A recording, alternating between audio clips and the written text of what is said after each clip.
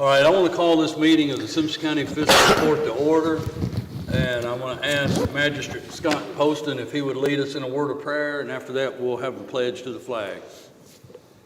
Heavenly Father, we thank you for this day and many blessings that you've given us in life.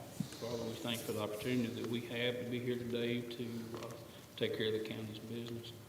Father, we just pray that you'll be with all the folks that have been impacted by these terrible storms and the ones that have lost everything. Father, the ones that have lost loved ones, we just pray that you might put your kind hand upon them, comfort them as only you can. Father, we pray now that it being the Christmas season, Father, we just pray that we remember what Christmas is truly all about. And all these things we ask in your precious name. Amen. Amen. Amen. I Pledge allegiance to the flag of the United States of America and to the republic for which it stands, one nation, under God, indivisible, with liberty and justice for all.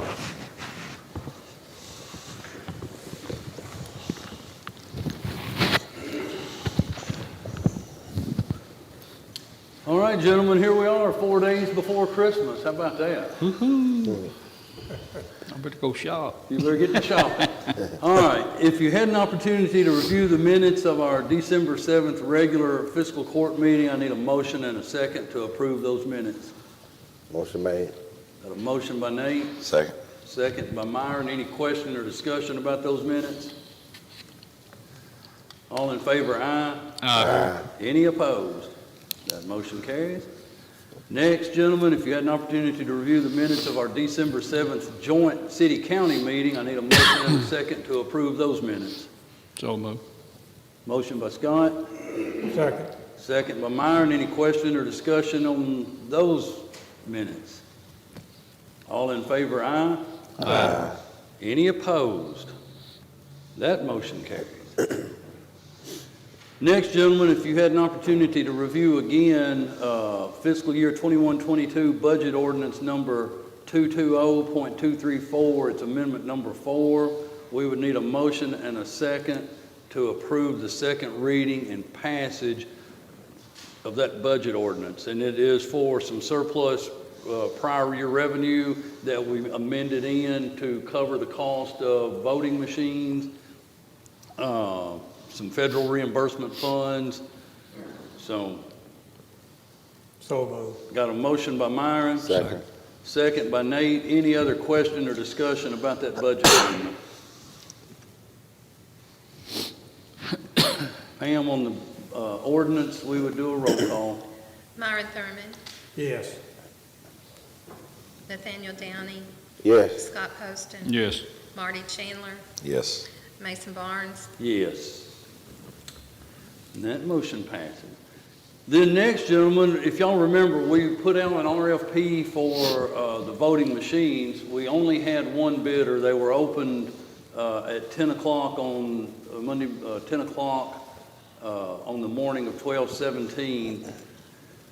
And if you'll look, we amended in that surplus revenue, but when we got the bid, the 111, they had a discount there, and we're at 105,836. I didn't ask what the discount was for. We'll take it. Don't matter. Yeah, doesn't matter. They discounted it. We'll take it. And we still get the grant money later on. Yeah, and we'll still at some point we will still get that. 2,500. 2,600. Something, 25 or 600. It was 25 or 600 per precinct. Yeah. It come up to like $26,800. Right. Yeah, but I don't know when we'll receive that money, but we'll be able to replace it back on what we're doing here. So if we want to proceed with the voting machines, we'll just have to have a motion and a second to approve the bid from HARP Election Services. And I would say part of that motion would need to include the county judge to sign any and all necessary documents to make that motion. I just seen a text flash across my phone from the county clerk that it's $2,200 per precinct. 22 times 13. Okay. Motion made. Motion by Nate, Second.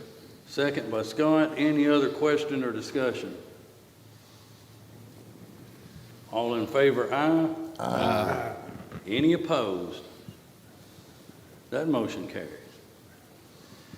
Next, gentlemen, if you had an opportunity to look over and review the Sheriff's 2022 revenue bond, we need a motion and a second to approve that bond. So moved. Motion by Scott, Second. second by Myron. Any other question or discussion? All in favor, aye. Aye. Any opposed? That motion carries.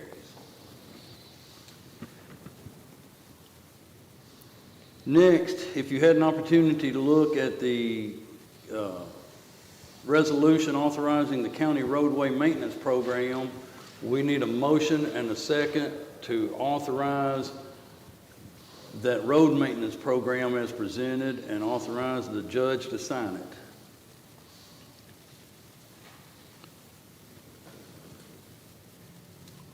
So, Got a motion by Myron, Second. second by Nate. Any question or discussion? Bobby, is there anything that you need to say or want to say about it? The only road on there is that back entrance to the park, still has no name, so it's been identified. At some point, you want to look at that. Okay. The back road at the park. yeah, I don't know what he's talking about. Coming in there by the pound or off of Ditmore 4. All right, we'll have to take a look at that. Any other question or discussion? All in favor, aye. Aye. Any opposed? That motion carries. Next, gentlemen, if you had an opportunity to look at the jail corps renewals, this is a service that the jail uses. It's paid for out of the commissary, but it has to be renewed annually, and we'd need to authorize the county judge to sign this renewal agreement. It's an annual renewal agreement. So moved. Got a motion by Scott, Second. second by Myron. Any other question or discussion? All in favor, aye. Aye. Any opposed? That motion carries.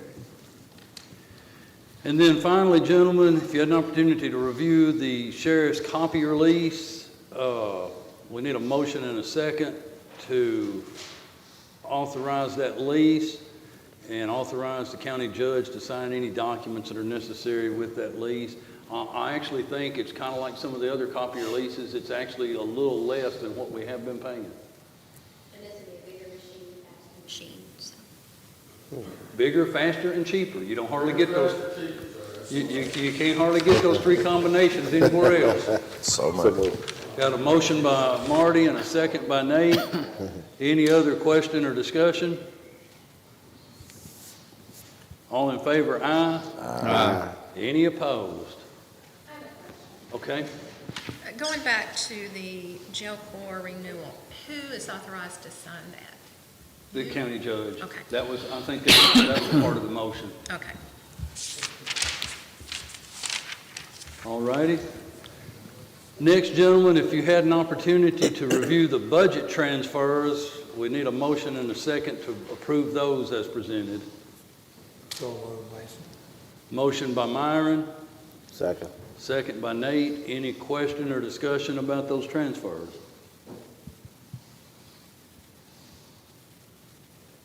All in favor, aye. Aye. Any opposed? That motion carries. Next, gentlemen, and this is a regular recurring cash transfer here. We need a motion and a second to approve the cash transfer of $1,505.75 from the road fund to the jail fund. This is money that's coming in through the state for the road cleanup and paying the jail employee that's taking that crew out. So moved. Motion by Nate, Second. second by Scott. Any other question or discussion? All in favor, aye. Aye. Any opposed? That motion carries. I guess technically, when I hear all four of y'all say aye, I still have to say, is anyone opposed, in case you decide to change your mind after you say aye. I'm just, Next, gentlemen, if you had an opportunity to review the bills and claims, we would need a motion and a second to approve those as presented. So moved. Motion by Myron, Second. second by Scott. Any other question or discussion? I have one. Okay? We need to talk to the electrical inspector or whoever's doing the inspections and not have 8 months worth of Yeah. contract at one time. We, Because that's in 2 budget years. You know, it was, so we need to, I don't know if we need to make it, we need to send something to him or what, but that's, well, it's be the same amount. It's not that I'm saying anything about the amount. It's just, I can kind of see the auditor saying, questioning something like It that. definitely keeps the bookkeeping a little bit out of sorts. He's been advised several times. It's also part of his contract to do this monthly. Right. So, And he billed, I mean, and he currently billed up till what, November of He's, this I think year? it's current, yeah, That's what I but yeah, thought, he's been advised several times. yeah. So, He's got some assistants in his office to help with his. I keeping it just on like to track. say, you got, I Yeah. know there's 3 months that have been in Yeah. last year's fiscal year budget, and then the other 5 months are in this year's fiscal Yep. year budget, Which so. last year's money obviously wasn't spent out and it rolled over to prior year surplus, so, I mean, we'll just, but yes, hopefully it's been corrected. yeah, So many we're jobs. hoping it's back on the right path. It would not surprise me if the auditor does not write up something on that. Yeah, but some of these jobs, you can't bill till you're done, so, I mean, I get it on Well, his yeah, part as well. He can get a little closer than 8 months, Myron. True, but it's not like the money's not there. Yeah. It's- Right. I wouldn't say nothing about the We money. got I'm just money. talking about from the bookkeeping aspect of it. Yeah. It needs to be done quicker than And this. that definitely can be a challenge. So he's been made well aware of that several times, and hopefully it's caught up and back on a monthly schedule. Hopefully so. Yeah. Any other question or discussion? All in favor, aye? Aye. Any opposed? That motion carries. All right, gentlemen, y'all bear with me. I have a few things under my report that we need to go over here. One, if y'all notice, Adam's not back here filming today. He was called by the Red Cross and asked could he come and help set up communications and services and equipment over in Mayfield because they had absolutely no communications. And so we said, yes, that's a great idea. So he's been over there working through the Red Cross to help get communications and things back up and going over in Graves County. And I think it's, Bob, you may be able to, it's usually 14 days is how long they're out doing that. His last day will be Christmas Day. Yeah. So we were glad to send him over there. Next, gentlemen, just so y'all are all aware, it's on the portal about the RFPs for the ambulance service. We'll be tasked or have been tasked with facilitating and negotiating all of those contracts as they come in.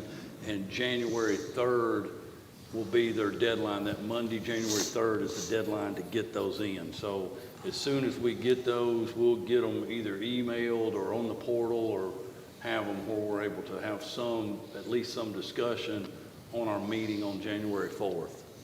Well, since we brought that up and I'm on the ambulance board, I just want everybody to know that there's going to continue to be ambulance service, but sometime in the near future, next month, there will be another entity that will be running the ambulance service. You got a medical center and other places are paying so much for their employees, and the ambulance service has lost a lot of employees. To provide the best service for the people of this community, this is the avenue we had to take. So, but I don't want anybody to hear that something is, that the ambulance service is going out. The ambulance service is not going out. It's just there's going to be a new entity that will be controlling it. Yeah. So, And they will still operate right out of the building that they're operating out of currently. right. And it was just for the tax dollars that were coming in and the amount that was having to be paid for payroll, it was only a matter of time before all the money would be out of the reserves at the ambulance service, and they would not be able to afford to operate it. So just wanted to let everybody know what was going on out there. All right, then, gentlemen, you've got a lot of information on the portal about pay rates, which will take us up to the sheriff's calendar year budget. And the reason, Sheriff, and you're welcome if you want to go ahead and pass out what you've got, but, and did you bring a copy with? I thought it was on the board. I sent it over. I mean, I've got my copy to read from. And it, do-do-do-do-do. It's Well, got sheriff's salaries, deputy salaries, and court yeah, security. we've got all that. I mean, because here's what we have to determine, and if you want to go ahead and you can present what you've got, but then we're going to talk about like salaries, because you were working on preparing if we done 2%, 3%, 5%. We do have that. Yeah. We do have that. And Budget 2022 sheriff. That has all three of his budgets that he's proposed on there, plus his current and then past. yeah, where it says budget 2022 sheriff. Yes. You should have everything, and I'm gonna keep it simple this morning, if that's okay, Judge. Yes, I'll answer sir. any questions y'all have. If, what I did, gentlemen, based on your request a few weeks ago, one budget covers everything, but I did 3 budgets that you have in there. One represents if you decide to give employees a 2% raise. One represents if you give them a 3% raise. One represents if you get a 5% raise. That's what you asked me to do. I crunched the numbers between me and Nicole, and that's what lies before you. I'm going to talk about the budget itself. Just to keep things simple, I'm only going to talk about the 2% budget this morning. You can see the figures, 2% versus 3% versus 5%. Nothing changes in any of the 3 budgets other than you saying we're giving a 2% raise, a 3% raise, or a 5% raise. There's no, we're getting something more in this budget than another. It's just what raise you decide to give county employees this year. So we all good with that? So I'm just going to reflect on the 2% budget and talking about it. Basically what you're going to see is, and you knew this would be coming about 3 years ago, actually it's discussed for 5 years and every year it's gone up, your retirement rate. The 2% budget, there's a difference of $66,794 approximately from last year. So really what we want to answer this morning is, well, why is it $66,000 more, approximately? Well, one of your main reasons is going to be your retirement rates. Remember, your retirement rates are going up every year. You knew 3 years ago that about $65,000 to $70,000 a year is about what they were going to go up. You guys made plans to help fund that because you realized it was going to be an ongoing cost. And boom, here we are. Retirement rates went up $59,000. So of the $66,000 difference, $59,000 of it's a direct reflection of retirement rates. Nothing we can do about that whatsoever. That's the biggest thing. There's really only 3 things that went up in the budget that I raised. And you're gonna, if you calculated these in your head, you're gonna go, well, those are more than $66,000.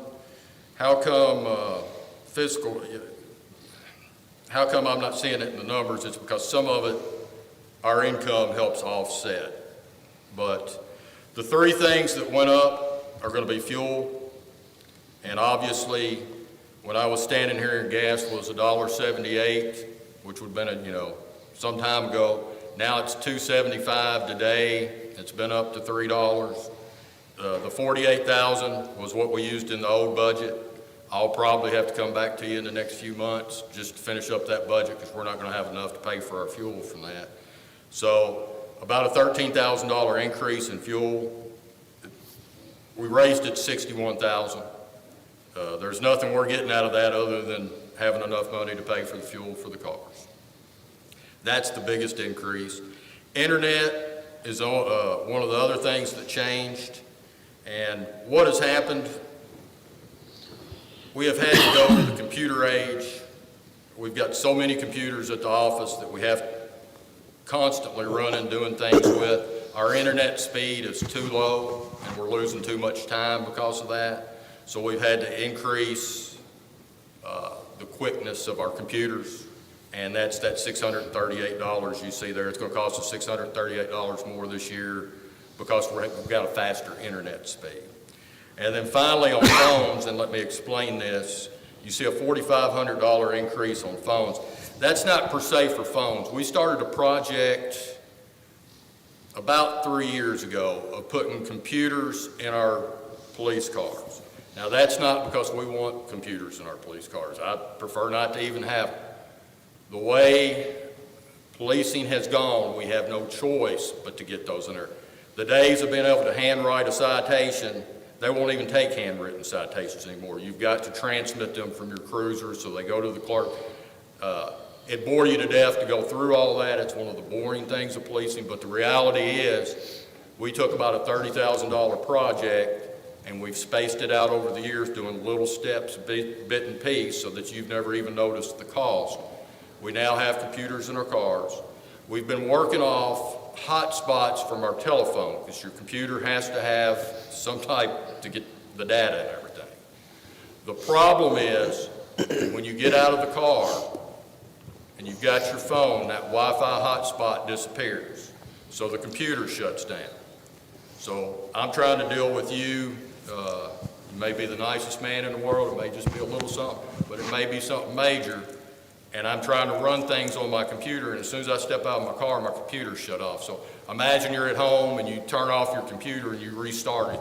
You've got all that going. So every time the officer gets out of the car, that can happen when he loses his hotspot. So that $4,500 will put MiFis in our cars, which will keep that signal up so that the computers won't go out. So that explains the $4,500 there. Outside of that, you know, the other figures you see there are all a reflection of what the pay is going to be. You know, you see the retirement's been broken out separately. It says other benefits. What's the difference of those? In the 2% budget, basically at a 2% raise, other benefits, that's going to be what you're paying on the FIC, you know, all the Social Security and all that. It's going to be about $11,600 difference if you do a 2% raise. If you do a 3% raise, it's $22,000, and if you did a 5% raise, it's going to run up around $40,000 is about what it's going to hit you with. Are there any questions I can answer? Like I said, I can sit there and read off the sheet, but y'all have got it in front of you and go, we got this, and that's, unless you want me to do it. I've said it before, and I'll continue to say it. I think the court security should be set at what they allow us. And then when you can't find anybody to do it, tell them we can't provide court security if they're not going to raise the rate that they give us for their court security.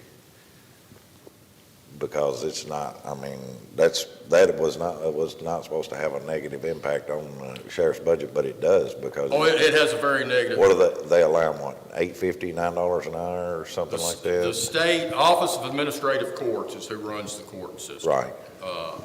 They pay $9 an hour is what they pay for you to have court. And none of them down there are making $9 an hour. Just so you'll know, because you'll hear me every now and then, and our rates have gotten better in all things. They're still not to the middle of the road. But if you want to go work at the courthouse part-time, and I trust you and put a gun on you and you go through the training, you'll make $11.30 an hour. White Castle starts off at $13.50. I just happened to see their sign yesterday, and they'll hire you in a heartbeat. So our pays aren't good. I totally agree with you, Marty. I have no control of the Office of Administrative Courts. But I wasn't saying anything about what anybody Sure. there is getting paid. I'm just saying, if the office of the court say that $9 is what we're going to pay, and then every sheriff's office in this state said, okay, we can't find anybody at $9 an hour, so you won't have any court security. they should have to pay what the sheriff's department's having to pay. And that's my whole point to that. The Sheriff's Association does good about arguing points for all the sheriffs combined. That is one thing that we argue in Frankfurt. You all have a legislator or have legislators that represent Simpson County. Hit them up on that. I do. I do, and I believe in that. The problem is, and I don't mean to talk bad about them, but the Office of Administrative Courts feels like sometimes they don't have to answer to anybody because they're the judges. You know, they just got in trouble a few years ago, I'm not pointing out any particular person, about some auditing things because they were doing all kind of auditing things that the rest of us would have been breaking through the codes on that they uncovered. So they're readjusting that. Is it reasonable that they would only pay us $9 for a court security officer? Totally unreasonable. What should a court security officer start off with at a minimum, in my opinion? $15 an hour. That's what you should be making over there. Because guess what? If you're good enough to work part-time, you're not even getting any benefits. And benefits is what eats you up on these sheets. But I totally agree with you, Marty. Maybe the administrative office would think differently if they had no security sitting over at that building. That was my point. You know, if you say, well, Unfortunately, But you're statutorily obligated to provide that. yes. I like to watch cowboy movies, and it all feels good when you get the bad guy and you do all this. But you also have to work in what is legal and illegal and what we reality have to do. Yeah. I know I've mentioned those conferences before. Yeah. But every conference we go to, this needs to be mentioned. Yes. To, Mention it to the judges, to your legislature. I totally agree. There's not ever been a time I've had any conversation when I've gone, you know, the guys at the courthouse are way overpaid. They're way underpaid. And from fiscal court standpoint, do we have to pay them nil? Could we do it at night? I'd lose everybody we've got. I don't know what we would do, honestly. right. But you're exactly right in that. I can say from looking at the budget, and I always like to throw this out there just so you realize savings that you're getting, because sometimes you're not going to have those savings. So when you lose the savings, you can go back and feel good about when you did have it. But about $200,000, this budget should be about $200,000 higher, but we saved $77,000 from the grant with cops. Still have a couple of retired officers that are working full-time that we don't have to pay any benefits. We save $70,000 to $80,000 on them. And then part-time, I've heard y'all talk about part-time people with Eric and some other stuff in the past. I always try to use this time. Part-time people are great.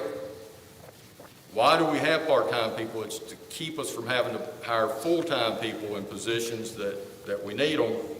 The reason part-time people are great is you're not paying them hardly anything. All you're doing is their hourly rate. You're not paying retirement, which is almost 50%. You're not paying health insurance. You're not paying this and that. And a part-time person, you can kind of call when you need them. It's whatever understanding you've got with them. But we probably save at least $40,000 a year by the part-time people I have at the sheriff's office. Now, as Eric has said, and I totally agree with him, it's becoming harder and harder to find good part-time people that are willing to just work a couple of days a week. But, so you got about $200,000 savings there that theoretically at some point you're going to lose. We lost some of our retired people since last year, and it's becoming harder and harder to find a retired officer that wants to come back to work. So, but that's kind of right.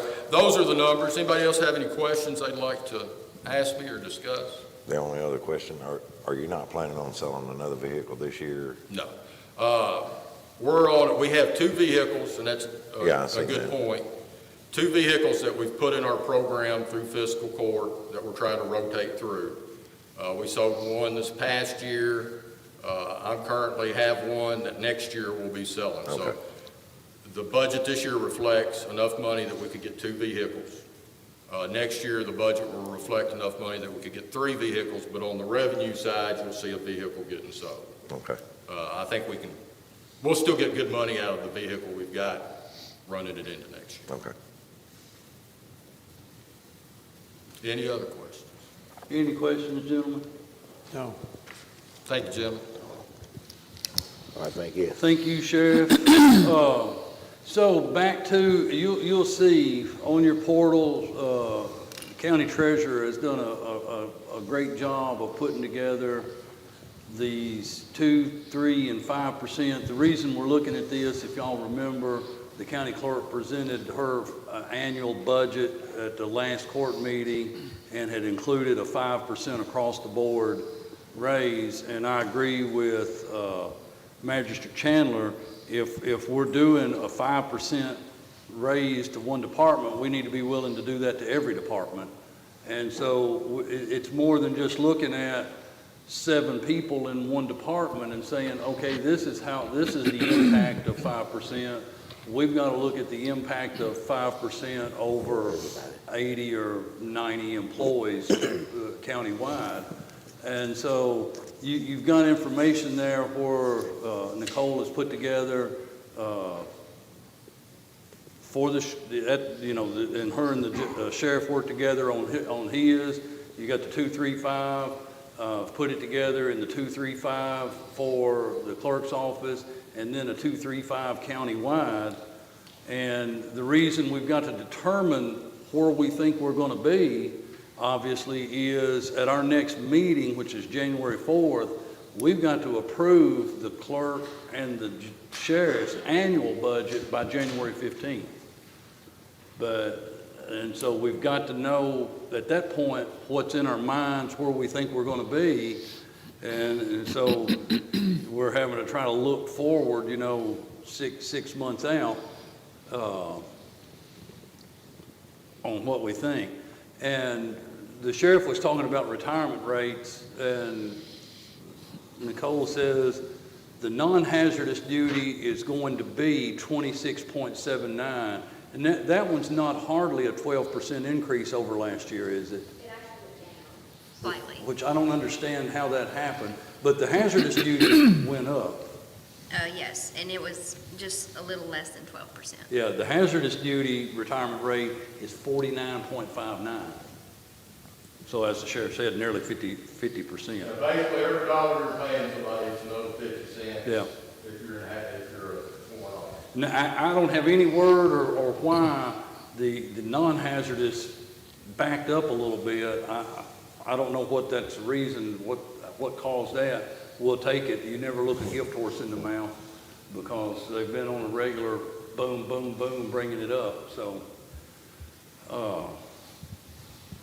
at any rate, the numbers you've got in front of you reflect what the 2%, 3%, and 5% does, combined with retirement rates, Social Security, workers' comp, what that total is. But we've got to try to come up with what we want, because the sheriff needs to know, so he knows which one of those columns to actually plug into his finished budget product, and we've got to know which one of those numbers to plug into the clerk's finished product. Is that something today we need to kind of? Yeah, we need to, I mean, you all need to discuss it. Yeah, we gotta We don't have discuss to make a decision today, but you will at the next meeting. yeah, well, we kind of need to know at least Yeah. before the next meeting, because At that least- number needs to be plugged in, because when you, if I'm remembering right, when we do these annual budgets, we're acknowledging that the county clerk and the sheriff have provided us with a budget, and the only thing we're actually voting on are those maximum salaries with fringe benefit. We don't actually, I don't think we actually vote on their calendar budget. We just acknowledge that we've received their budget, and we vote on that maximum salary. So we have to have that number.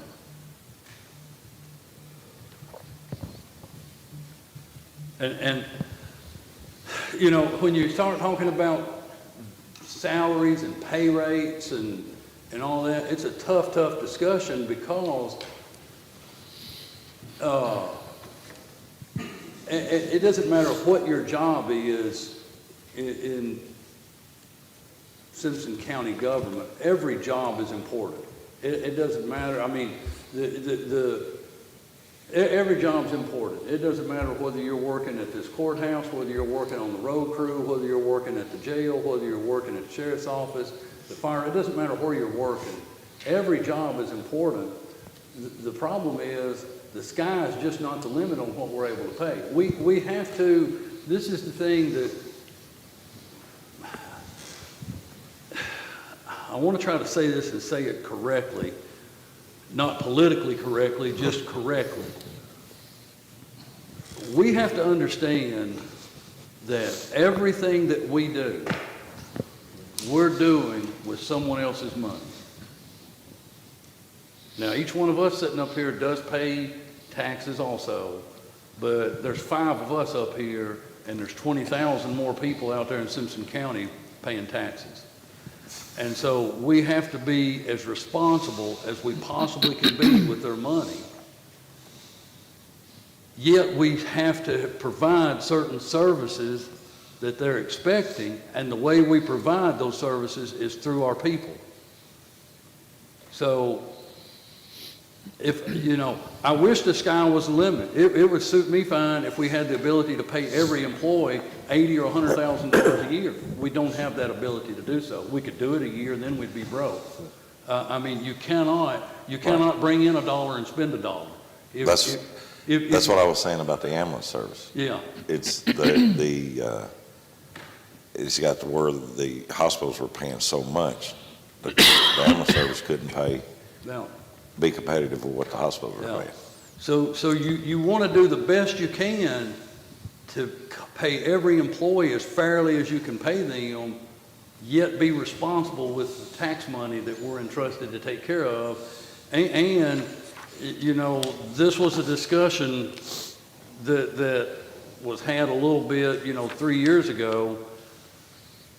What type of cash reserve should you have on hand?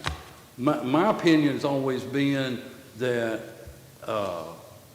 you should try to keep in the neighborhood of 6 months reserve on hand. Well, we're on a $13.5 million whatever budget. That's a little over $1 million a year. So that's a little over $6 million in cash reserve. And there'd be people that, well, why do you need that much money? Look what happened in Warren County and Graves County. If it were to happen in Simpson County, what kind of shape would we be in? Because at some point, you don't know what type of emergency or disaster or problem you're going to face where you're going to have to do something that you've not budgeted for. So, my opinion is we talked about and we're looking at 2%, 3%, and 5%. I would be more inclined on the 3%. And here's the thing, if that's where we think we are, we can commit to that.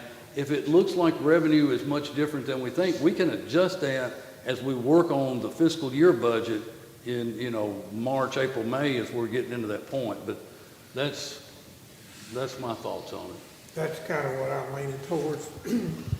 The main thing is, just so the public understands, that a 3% increase will cost the county about $213,000. And there again, you also have to understand, and I'm sure that everybody does, I surely did when my wife went to the grocery the other day and come home and told me she had spent nearly $300, and all we bought was groceries for maybe 2 weeks. I mean, it's not like we bought any other thing. I'm like, what? So the inflation is real. As the sheriff said a while ago, a year and a half ago, gas was $1.75 a gallon. Now it's $2.75 a gallon.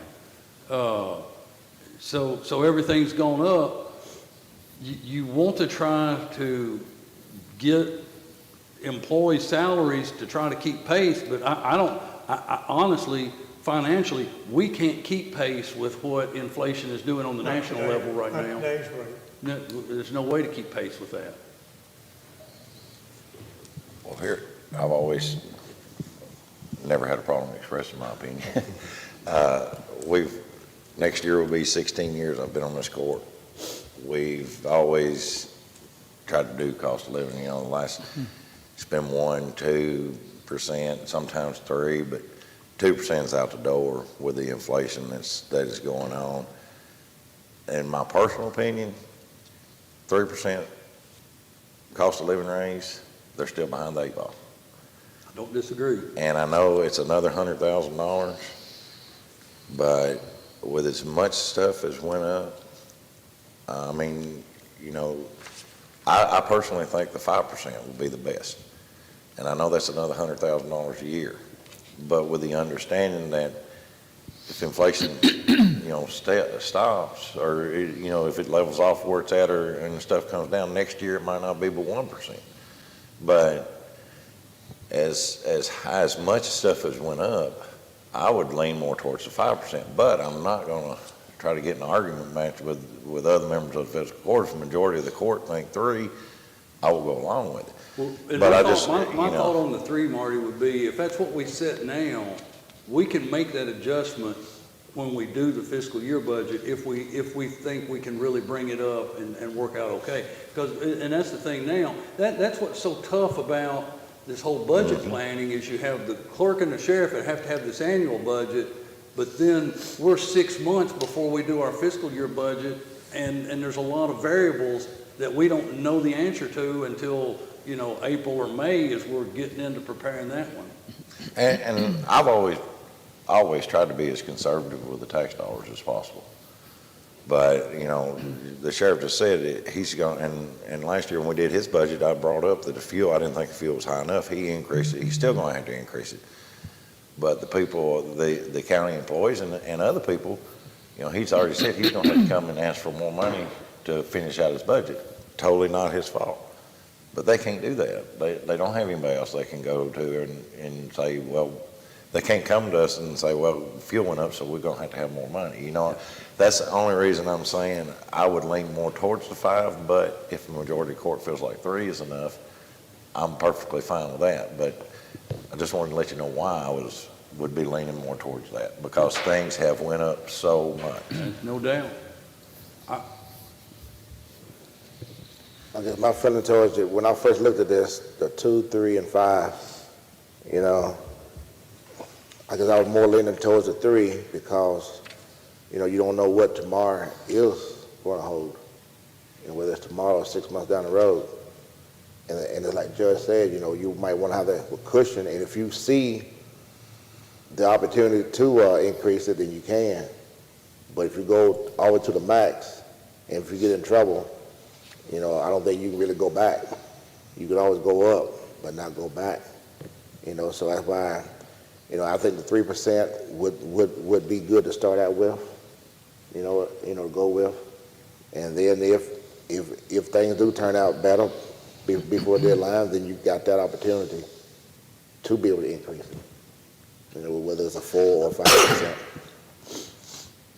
I agree. I think the 3%. Now, we've done this before. I believe we started out with a certain percentage, and then we did raise it. And 5% is just, I'm not saying that everybody's not worth it, but, you know, it's just at this time, I think we should do the 3, and we'll just look. And if we can go up, we'll do it. Anyone else? All right, we'll get those numbers plugged in, and we'll have that vote at the next court meeting after the new year in 2022.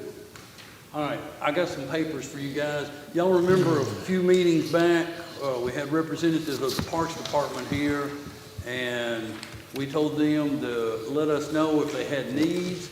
Well, I got this letter. We received it December 10th.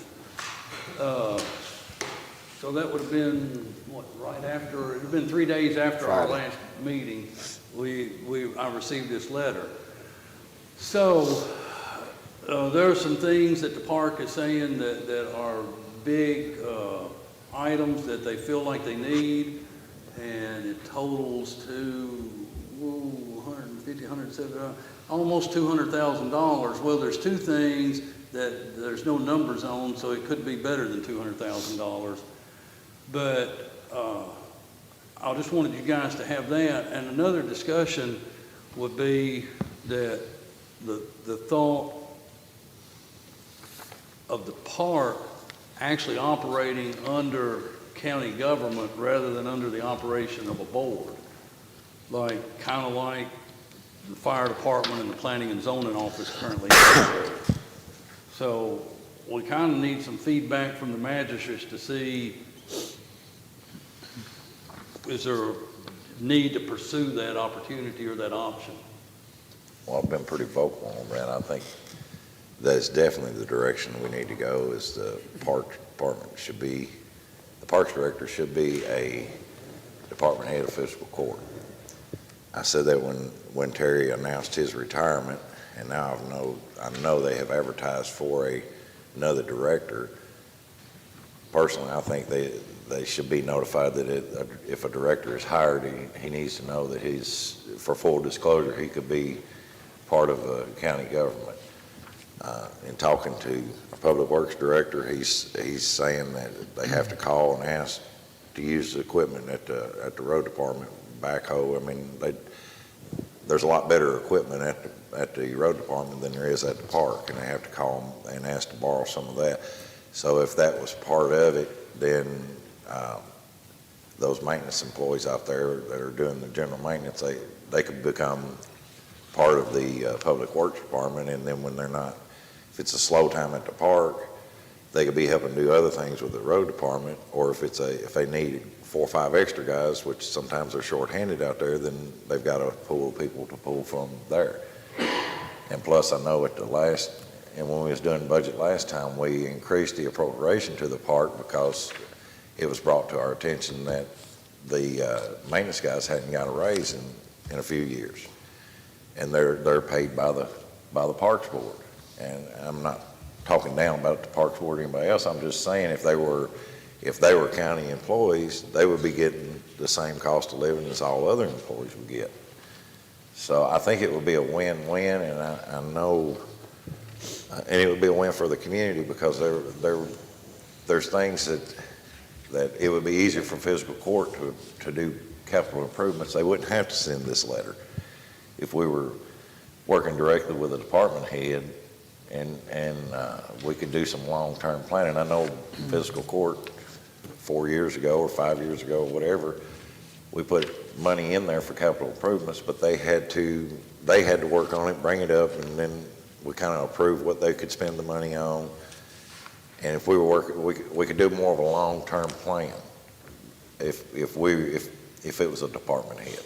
I mean, that's the way we do with every other department.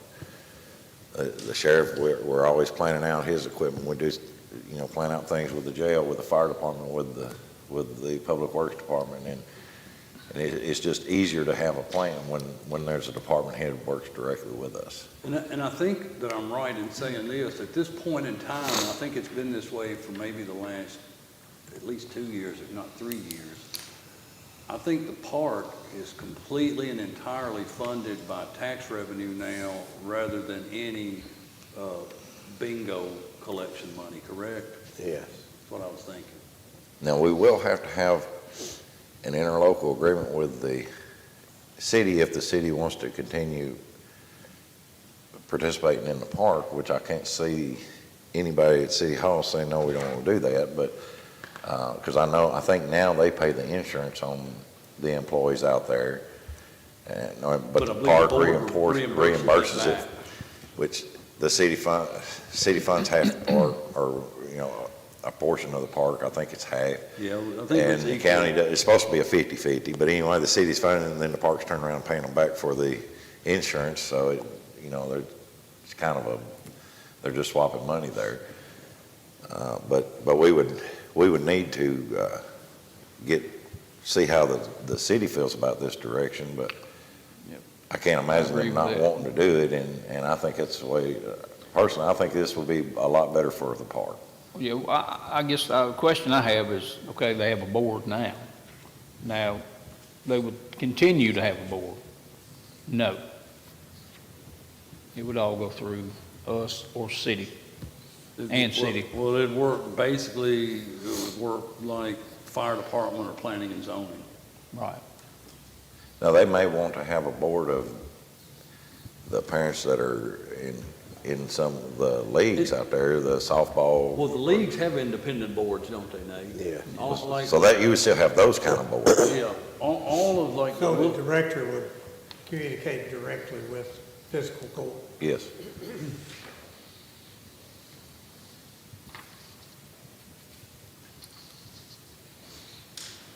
but to pursue the discussion, we need to, I mean, we need- I think it warrants looking into that direction. So our maintenance department at the park would fall under Public Works, correct? for the most part. For the most part, and then you would have a parks director that would coordinate any type of events or sporting events and things of that nature.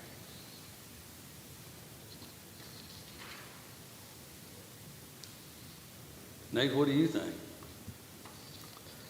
Well, if it's gonna become a change, and since the city is in on this with us, and then, Terry's about to, retire here soon, something's gonna have to happen in a hurry, you know, because it just can't be us talking. Yeah, If the city is in on it, and then next month is the month when he's supposed to be,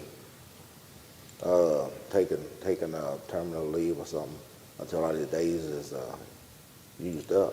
yeah, I guess the biggest question is, do we feel like that this something that warrants a discussion where we could possibly have a change, or should we just leave it alone and just let what happens happen? It's always that opportunity to, look into moving in another direction. You know, Well, you're on the Parks Board. I mean, do you feel like this would be beneficial to the parks?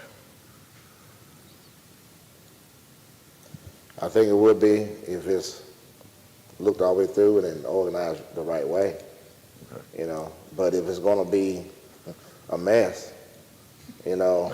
Well, I agree, we don't want a mess. Yeah. We have enough unintended messes without making an intentional But mess. if you got like a parks director that's reporting to us, but Bobby's crew or the workers at the park now will go to Public Works, and the director and Bobby, I mean, who's gonna Yeah. direct the folks? When you say public works, you're talking about stuff like keeping the grounds mowed and I don't know what all happens, but if a water line were to burst Sure. somewhere and you've got to dig it up, the maintenance guys will do it. The day-to-day function of the park would still be a director. Their director. To organize how all of these leagues happen or activities that may be planned at the park and all of that.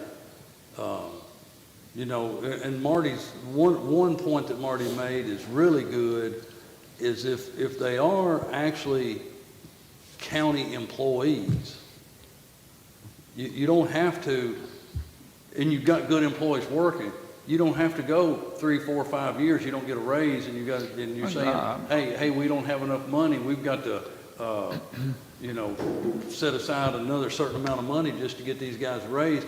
They'd be getting a part of the raise that every county employee got on an annual basis. I know when I was on the Parks Board, their equipment was one of the things that they were talking about. They was having to try to they was trying to figure out how to pay for a backhoe or try to pay. Right. Well, if we've got that kind of stuff to pull from, then, you know, the parks will still have to have their mowers that won't be used at the road department. But they wouldn't have to have a dump truck, and they wouldn't have to have a backhoe, and they wouldn't have to there's certain things they wouldn't have to have because they could be used at more areas than just the park. Well, we need to get input from the city. Right, but the question here today is. I think we need to be. And I think I'm not against looking into all of you say, I some think this change, warrants yes. a discussion, and I know what Nate's saying, it is time sensitive to a degree, but I mean, if the board, let's just say this happens, but let's say it doesn't happen until late winter, early spring. The board may have already hired a director, but the board probably should be informing that potential director that they may eventually become a county employee rather than a standalone Parks Board, you know, the director through the Parks Board. Dan, saying that, how can an individual get hired? When you get hired, you normally know what you're gonna get paid, but now we're probably looking at two different type of pay scales. From right now, they're doing everything, till then, their job description has been really narrowed down to just doing A, B, and C. I don't think their job description would change that much, Nate. The Parks Director would still do what the Parks Director is doing now. They take care of the pavilions, they would take care of scheduling of the ball games, they take care of any activities at the park. It would just, instead of. And the maintenance needs, rather than contacting the maintenance person at the park, they'd be contacting Bobby. And instead of answering to the Parks Board, they would answer to Fiscal Court. So I think that's the biggest change is who they would be answering to.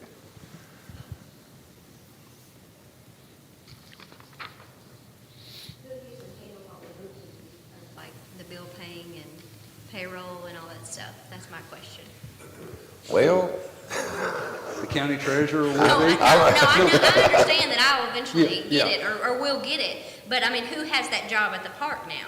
Well, I guess it's a combination of the director, and the director's assistant is probably the one that Okay, handles see, all I that. just wasn't sure. I wasn't sure if the director had a part in all. And I would think it would still be a little bit of like basically what happens with with like at the jail, the sheriff's office and the clerk. They each have someone in there that is taking care of like their portion to get it over here, so you're able to get it into the big picture of what's going on. But that job, that's why I'm just saying that whoever does that job, that, as Nate said, may be narrowed down. I don't really see anybody losing a job out there. I think they would still have to have somebody out there to answer the phones, to help with bookkeeping and things of that nature. I don't really, basically all it is just the Parks Board's only source of income is Fiscal Court and City Commission. It's tax revenue. Yeah, and they constantly have to keep coming and asking, and some years they may not need as much as the other year, but we can still have a line item in our budget just like we do now. And it would, I think it would, and then if people don't like what's going on at the park, those people are appointed, we're elected. They can have a lot more say when it comes to talking to your elected officials than your appointed members. So I think I'm hearing y'all say, and I don't want to put words in any of your mouths, but I think every one of you, if I'm hearing right, are saying, hey, this could make sense. I think we probably need to talk about this. I don't have a problem talking about it. Huh? I don't have a problem discussing this And I'm talking about it with the city. with the city. If we can get them, Right. we need to get them to Right. schedule. Yes. I mean, I don't like having all these special called joint meetings, but this is something we do need, as Nate said, we do need to meet and talk about fairly soon. I mean, we don't have to do it before the new year, but I think we're going to need to pretty soon thereafter. Yeah, you're right.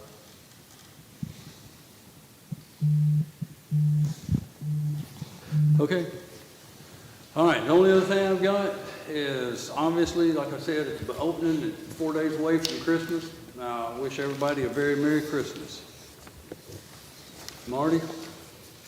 I wish everybody a Merry Christmas too. I got this deal about the historical district, about them expanding.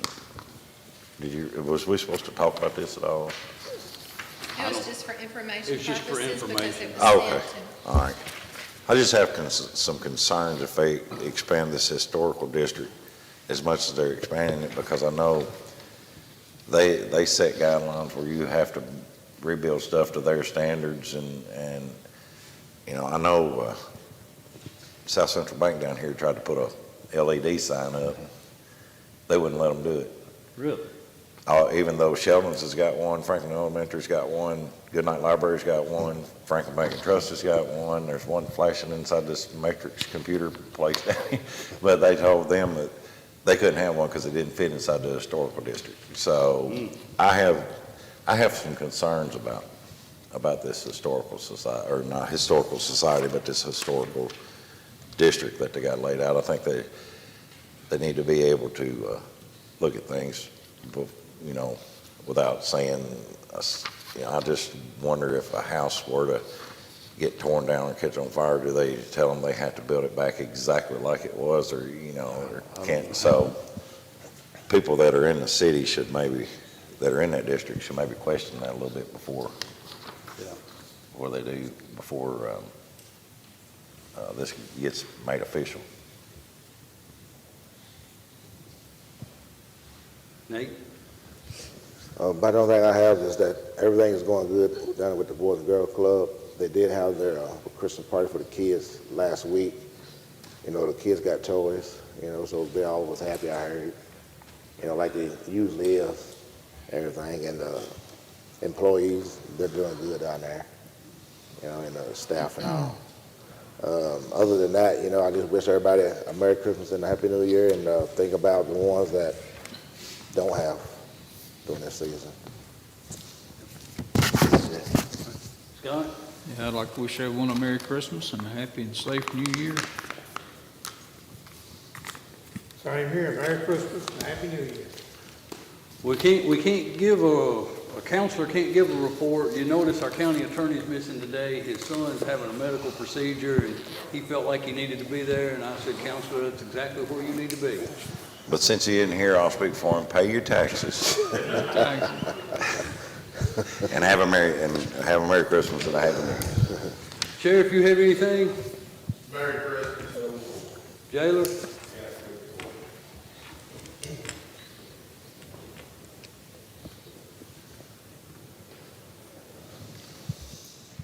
won't take much of your time, I just want everybody to know what's going on here.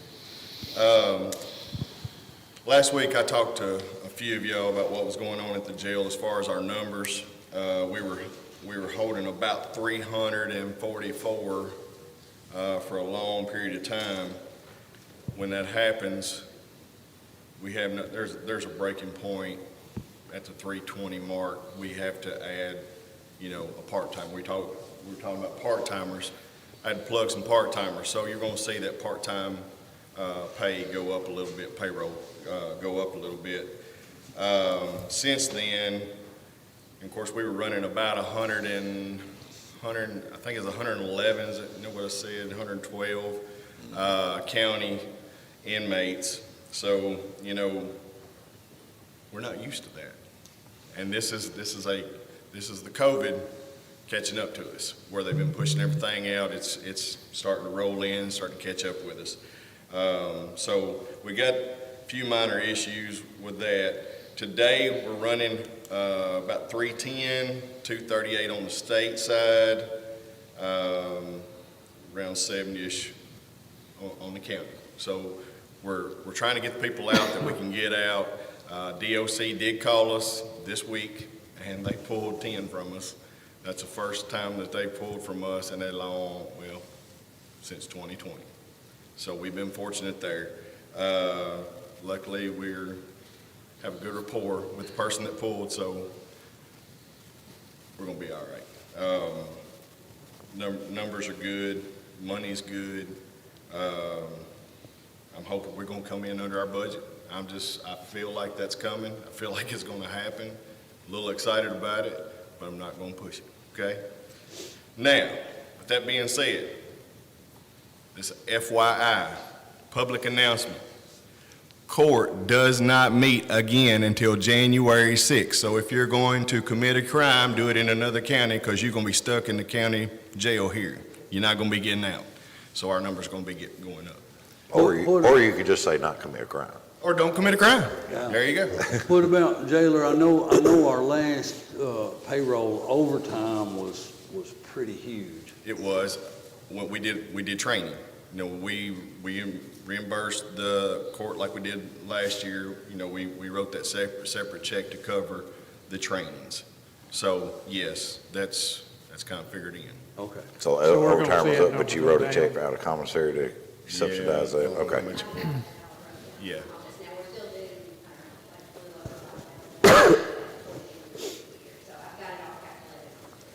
Yeah, so we're right in line.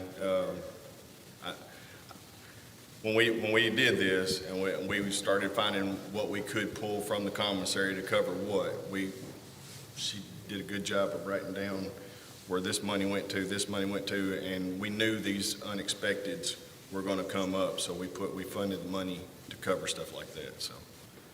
But anyway, and that's all I've got. I won't take up any more time. Appreciate y'all. Merry Christmas to everybody. Have a safe New Year. Thank you, You Judge. too, Eric. Yeah. Thank you, bud. Bobby, anything with the road department? Chief, anything with fire department? Bill, anything with maintenance? Bob, that's down to you. I asked Bob if he would just share with us real quick some of what's been going on. He's been helping with damage assessment and other issues in Warren County. You know, it's one of those deals where you're glad that you've got personnel that can go help them out, because at some point, they may have to return the favor. You hope not. My preference would be that Bob goes and helps them with damage assessment, and we never need to call on them. That would be my preference. Amen. But I do know this. I know that they would be here in a heartbeat if we were in the situation they were in. That's a fact. That's a fact. My mind's kind of scrambled. I'm not even sure what today's date is, but first I want to thank you guys for letting me, escape is not the right word, but slip up there and help. I've actually been bouncing back and forth between Warren County and Logan County quite a bit. The night that all that took place at 4 o'clock, 3 o'clock in the morning, I was watching all that stuff come across, and the tornado that hit Nashville was coming straight at us for a while, and then it went to the south and went down south. So I was pretty nervous for quite some time, and then listening to all that stuff that took place. But by 7:30 in the morning, that morning, I was in Warren County doing damage assessments. You guys hear me talk about the CERT team? I've been working for a number of years trying to build up a CERT team. We've had volunteers from our CERT program up there doing damage assessments. And then I think it was like Thursday of last week, something like that, we had the volunteers, and it wasn't just our CERT team, Barron County CERT team was there. Plus we were getting some volunteers from the volunteer management people over at the old mall. But we put together, I think it was 10 teams that were going out doing damage assessments, and we did over 400 damage assessments on homes that one day. I don't know exactly where the numbers are now, but we've laid eyes on and done a computer damage assessment on over 2,400 structures since this whole thing started. That has to be done because FEMA can't do anything until we shove those numbers. So something that happened this time that's completely unprecedented, it's never happened that I've ever heard of. The day of the event, we had a state declaration of emergency the day of the event. And we had a presidential declaration the day after, which opened up the floodgates for FEMA to start showing up and everything. So we've had our feet to the fire the entire time, trying to stay ahead of the federal government getting here to offer what they've got going on. And that's never happened before. Usually, we're about 30 days ahead right now of where we normally would be.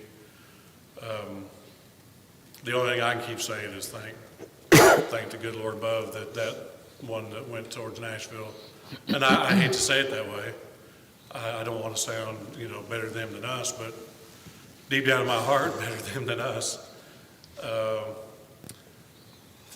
Bowling Green and Warren County. Warren County as a whole wasn't damaged that much. I mean, there's quite a bit of damage in line in a couple of places, but when you get out in the county, it's less populous, and you don't have the structure damage and whatnot. But there's quite a bit of agriculture damage out in the counties. The transport got hit pretty bad. There's three facilities up there that were total losses. But downtown, if anybody's been up through there, that downtown area is just, it's unimaginable until you get there. Nicole and I was talking about it this morning. They drove through there. All you do is shake your head because you don't see anything like this. So I'm grateful that y'all let me go out there and help. The day one on the ground, we had Allen County's emergency manager, Simpson County's emergency manager. There was 5 counties. Edmonson County's emergency manager. We all created an incident management team to come and help Ronnie take care of things and get things set up. So it's been a whirlwind, not a pun. I'm not calling it a hurricane or nothing, but it has been a disaster. Well, I'm glad you knew it was a tornado, because obviously the president said it was a hurricane to come through. So. And a lot of people in emergency services realize that sometimes you have to find humor where you can find it. And for some reason, we've grabbed a hold of that and it's making its rounds big time. But Bob, what are the loss of life numbers as of yesterday? for Warren County, Well, Warren County and then statewide. I don't know what it is statewide. 74 wasn't the last I heard. Was 74 74 is the last I 75. heard. Warren County is, I believe, 17 Yeah. at this point. But there's a lot of very severe injuries. So I think I heard a news flash where the governor said that could possibly go up, and that's absolutely right. There's so many people that were severely injured in this. And that's 70-some in Kentucky. There were people in other states. Oh, yeah, There were Tennessee fatalities had, in other states. I don't know, I mean, yeah. Yeah. The first thing I saw that night that was a devastating blow that hit national media was that nursing home, I think, in Arkansas. Yeah. Where they lost, I don't know where it is now, but they had lost 5, and that was the first reports.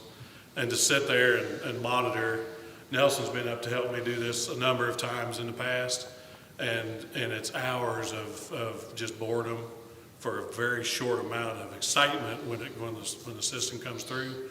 And hopefully it just passes through, and then we close up shop and go to the house and everything starts over. Well, unfortunately this time that's not what happened. So my day that day turned into about a 36-hour day before I finally got to lay down. And most of my days are 12 to 15-hour days.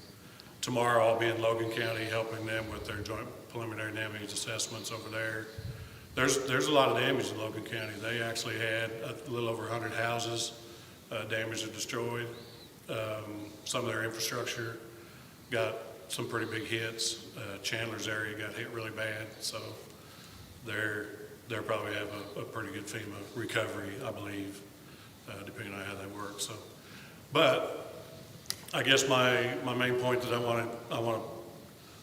I will, when I get back to my desk and I get sat down and that 3-ring binder of the emergency operations plan for Simpson County gets laid out in front of me, there will be a huge review of that. I may even call some meetings to try to bring people together. The sheriff and I talked a little bit earlier about some security things that take place. It's being able to be boots on the ground in this thing. There's so many lessons to learn, which is a good thing. Hearing the stories of the survivors and those that lost, the majority of their fatalities up there came from 2 homes. One had 7 and one had 5, and they were very close together. So that's a huge impact in that area. It's just devastating, and I know everybody's probably seen a lot of it, and I'm not going to sit here and ramble anymore, but I just want to tell you thank you for letting me be up there. Hopefully by the middle of next week, things will be winding down to where we can release the incident management team, and we can all get back out to our homes and start doing our jobs at home. But you're absolutely right. Had this happened here and not there, we would have a plethora of people from the region in here helping every day doing stuff. I will say it was interesting. I was up doing damage assessment over in the Chandler's area the other day, and I came around the corner And the state highway department was over there working on clearing trees away from the road and everything. And the first truck that I saw, I didn't recognize the person in that truck. The next 2 trucks I saw were from Simpson County State Highway Department. And then everybody that I saw cutting tree limbs and everything like that had Simpson County detention on the back of their shirt. So most everybody that was working in the recovery at Chandler's that day was from Simpson County, which is, that's just what we do. I say that's what we do as Simpson Countyans, as Kentuckians. Well, I'm grateful. And the outpouring of giving, not just financially, but all of the resources and the stuff that's being given, I think they're probably getting to the point where they're getting ready to say, hold off on bringing things to us because they're running out of places to put everything.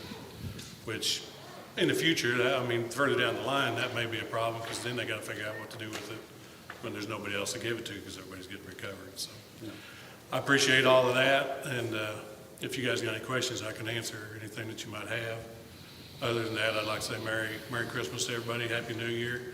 And I've heard that the guy in the red suit may be wandering around the square on Christmas Day from like 2 o'clock till sometime in the evening. I've heard that from a pretty good source. So if anybody wants to come and get pictures with Santa Claus, I think he'll be here Christmas Day after 2 o'clock. There you go. So thank you. All right, thank you. Hold. If nothing else, I just need a motion to adjourn. Motion to adjourn. Nate made the motion. Second by Scott. All in favor, aye? Aye. Any opposed?